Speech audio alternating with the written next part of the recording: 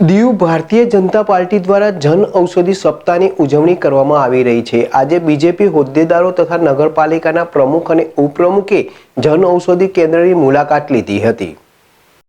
Diu Bharatiya Janata party દ્વારા જન ઔષધિ સપ્તાહની ઉજવણી કરવામાં આવી રહી છે।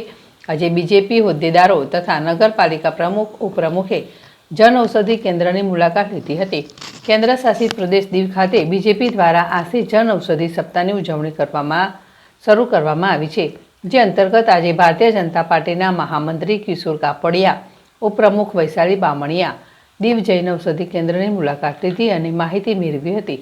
જન ઔષધિ કેન્દ્રના માલિક કુરેશી ઇરશાદભાઈએ જણાવ્યું હતું કે દીવ ખાતે જન ઔષધિ કેન્દ્રને લોકોને સારો એવો પ્રતિસાદ મળી રહ્યો છે અને જન ઔષધિમાં અમુક લોકો રેગ્યુલર દવા લેવા માટે આવે છે। દવા સસ્તા ભાવે અને સારી ગુણવત્તાની અહીં મળે છે, જેનો લોકો લાભ લઈ રહ્યા હતા, જે માટે દુકાનદારે પ્રધાનમંત્રી નરેન્દ્ર મોદીનો આભાર વ્યક્ત કર્યો હતો। ભારતી રાવલ, જેડેશ ટીવી, દીવ।